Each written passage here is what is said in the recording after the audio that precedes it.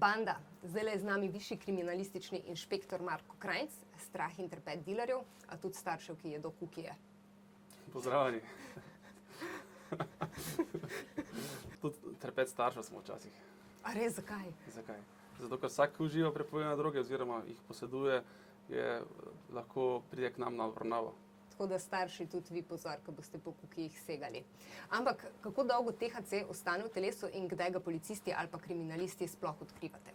THC v telesu ostane različno časa. Policisti ga odkrijamo, kadar pošljemo osebo na strokovni pregled, kjer se ugotavlja prisotnosti THC v krvi ali urinu, in pa tudi v cestnem prometu se ga odkriva. Ker random pa ne hodite po ulici.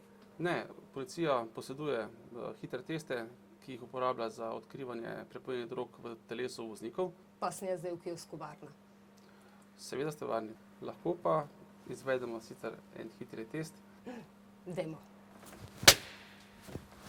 Lep pozdrav. Živijo, kot duh. Sami iz postaje prometne policije. Živijo, Neža. Če bi bila v cestnem prometu, bi ti lahko odredili hitri test in potem posledično strokovni pregled. Ampak bomo danes poskusili brez tega, da ste bila v prometu. Ja? Naprava Drug White deluje na podlagi sline, vzemamo bris, deluje kar na večino prepovedanih drog.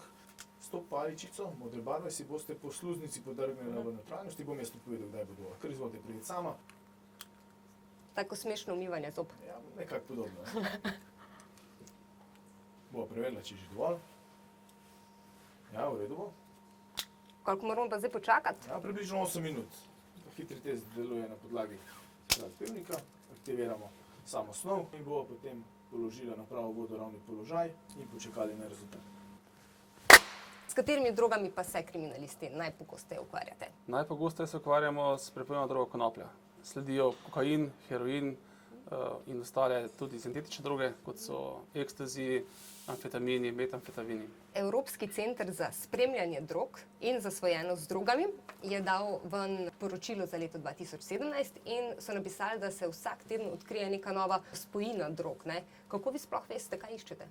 Policija vsako snov, za katero sumi, da gre za prepovedano snov, zaseže in jo pošlje v nacionalni forenzični laboratorij, ki opravlja preiskave. Ko se pri analizi snovi ugotovi, da gre za novo snov, ki ni na listi oziroma uredbi o razvrstitvi prepovedanih drog, potem te podatke se pošljejo v ta Evropski center in Evropski center je zadolžen, da obvesti vse države v Evropski uniji o pojavu novih drog in potem same države na podlagi lastne procedure izvedejo spremembo uredbe in te droge uvrstijo na uredbo o razvrstitvi prepovedanih drog. Ampak kako pa sploh veste, kje lahko sumite, da so droge? A veste zdaj, lahko bi imel tudi nek domoko, ne? Kdaj date testirati? Kadar so neke sumljive okoliščine, to prepovedano drogo snov oziroma mi zasežemo in jo damo testirati. Lahko se zgodi tudi, da pač zasežemo moko. A se je že kdaj? Se je že. Ne, ampak kaj to pomeni, da verjetno, ne vem, že koga sumite že dlje časa, da preprodaja z drogo ali kaj takega, verjetno ni kar random, ne? Mora pač obstajati razlogi za sum, da se nekdo ukvarja s prepovedano drogo, da se ukvarja s preprodajo, da se pač obnaša na takšen način, oziroma da vidimo samo preprodajo in potem se tako odločimo, da gremo postopek. Ampak delate tudi kdaj pod krinko? Postopki policije so različni. Smo prisotni tako v uniformi in tudi v civilu. A ste tudi kaj okoli šol? Policisti so veliko delujejo okoli šol, okoli različnih krajev, kjer se zbira mladina. Prisotni so tudi na prireditvah, kjer se udeležuje mladina. Tudi na žurih. Tudi na žurih. Zdaj pa imamo tudi eno vprašanje naše gledalke, ki jo zanima, zakaj je na Nizozemskem dovoljena kanabis, trava oziroma marihuana. A je? Na Nizozemskem, po mojem znanju, je prepovedana droga kanabis sicer delno dovoljena in sicer lahko uporabniki uporabljajo oziroma imajo posesti manjšo količino prepovedanih drog in sicer do 5 gramov.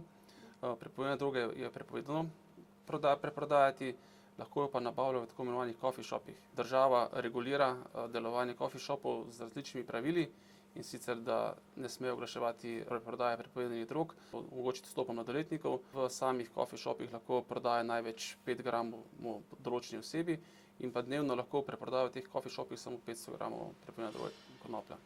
Pa še okoli šolih ne sme biti, ne? Tako je, ja. A v Sloveniji smo proizvajalci drog ali smo bolj tranzitna država? Slovenija se je večino pojavila kot tranzitna država na tako imenovani balkanski poti, ker droge prehajajo z severa proti jugu in obratni smeri, del te droge ostane pri nas.